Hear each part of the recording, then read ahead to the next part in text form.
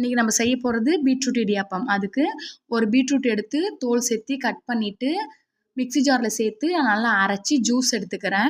Beetroot juice நல்லா கொதிக்கணும், கொதித்து ஆற வச்சுக்கணும்.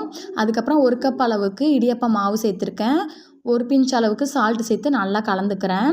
நல்லா கலந்ததுக்கப்புறம் பீட்ரூட் ஜூஸ் வந்து நல்லா ஆறுனதுக்கப்புறம் தான் இடியாப்பம் மாவில் சேர்க்கணும். இல்லைன்னா இடியாப்பம் புளியறதுக்கு ரொம்ப கஷ்டமாக இருக்கும். இந்த நல்லா ஆறிடுச்சு. ஆறின பீட்ரூட் ஜூஸ் சேர்த்து சப்பாத்தி மாவு அளவுக்கு பிசைஞ்சு வச்சுக்கிறேன். ஒரு 1/4 மணி நேரத்துக்கு அப்புறம் இடியாப்ப கட்டையில் சேர்த்து இடியாப்பம் புழிஞ்சு எடுத்துக்கிறேன். 2 தட்டு இன்றைக்கி நான் புழிஞ்சேன். இட்லி பாத்திரத்தில் தண்ணி சூடானதுக்கப்புறம் இந்த புழிஞ்ச இடியாப்பத்தை சேர்த்துக்கணும். சேர்த்து ஒரு 1/4 மணி நேரம் வேகணும். 1/4 மணி நேரம் வெந்ததுக்கப்புறம் நல்லா வெந்துடும். வெந்ததுக்கப்புறம் ஒரு பிளேட்டில் மாற்றி சேஞ்ச் பண்ணி எடுத்துக்கிறேன்.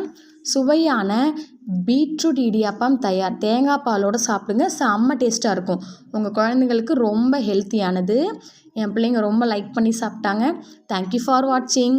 இதே போல் நிறைய வீடியோஸ் பார்க்குறதுக்கு என்னோடய சேனலில் ஃபாலோ பண்ணி சப்ஸ்கிரைப் பண்ணுங்கள்.